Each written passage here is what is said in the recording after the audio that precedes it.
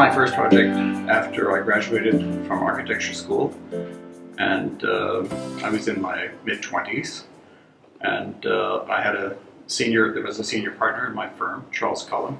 So my name is Robert Mellin, and I'm a retired professor at McGill University and also an architect in Newfoundland and Labrador. So going back to the 1970s, as for my first project, we were given the shape of the building by the master planners, Sir Frederick Gibbard and partners, and we had to work backwards from that shape. So given the footprint of the building and the massing of the building, which was substantial, of 5 stories above grade, I believe, I had an idea for a communal reading room that would cut across all floors at an angle, and that's called a stepped section in architecture. And the major precedent for that was Goode Hall at Harvard University for the architecture school, which had recently been completed, designed by John Andrews Architects. Fortunately, the university liked the idea, and I was able to participate in all of the design. In our firm, Charles Cullum was the senior partner overseeing all projects, but the responsibility for particular projects was dedicated to to an architect. So my responsibility was the library. And I left the project, I left the firm, I became a partner in the firm. It was called the Architects Guild. But I left the firm in, I guess, after about 2 months of initial construction of the library. That would have been around 1978 or so, I believe. And I was interested in pursuing graduate studies and research. So I kept in touch with Charles Cullum over the years, and we were friends until he passed away. So that's the basic history of the building. It was only a couple of months of construction, completed of foundations, and I left at that time to start my own practice and to start some research. I was interested in housing at the time, and I still am. So there were some changes over the years that took place. And all buildings have their difficulties and have changes. The university wanted to save money, so they eliminated several features that were part of the original design. Because it's such a massive block of a structure, one of the things that we tried to do was make more of a transition between the interior and the exterior. But unfortunately, facilities management took off part of the sign screen that was supposed to wrap around the front of the building all the way to the west side with a colonnade as well. So that would have gone right around this side and then on to the west. They also changed the surface material for the bleachers that are in front of the building from a soft surface, which should have been fully planted in places for seating, to concrete, which I didn't like. We were also told what kind of brick to use and to match the health sciences complex brick, which I didn't particularly like. I felt the brick color was kind of dull. But at that time, you couldn't really get very much. There weren't very many options that were economical for the brickwork. I would have preferred perhaps longer Roman type brick rather than the short bricks that are here.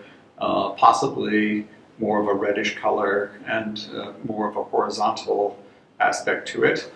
Also, the skylights got eliminated above the front entrance. We had consistent slope glazing there at one time in the design and in the model, but the university was worried about leaks, so they took that out and they made round bubble skylights, which probably leaked robustly over the years. I've heard from the librarians that they used to keep buckets on their desks from those, and they look kind of ugly. So there's always changes, but perhaps I don't have a right to be too critical because I left the project and it was my design project. So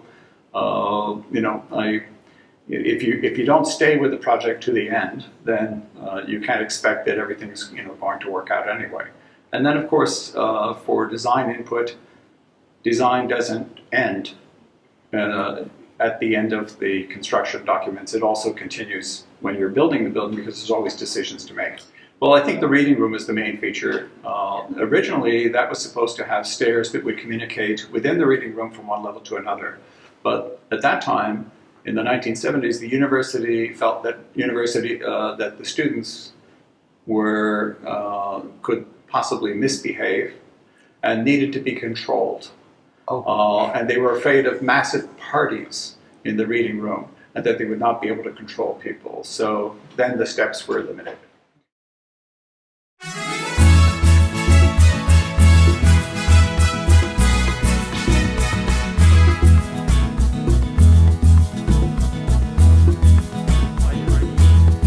As ready as I ever will be.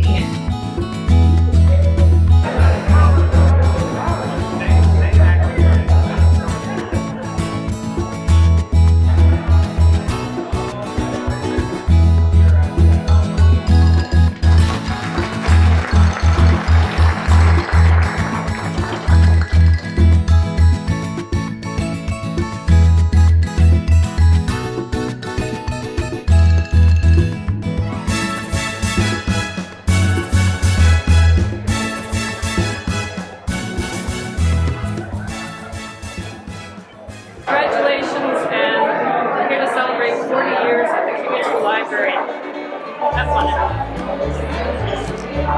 Congratulations, QEII, on 40 years of magnificence, supporting our students, our faculty, the people who work at this building. It's amazing. Happy 40th,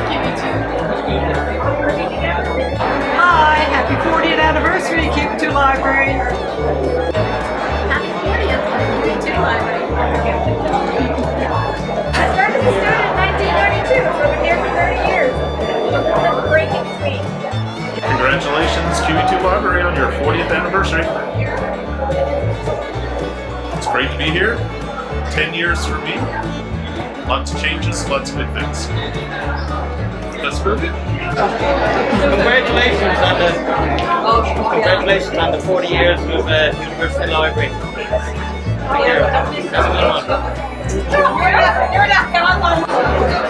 Congratulations, QEII, on 40 years of service.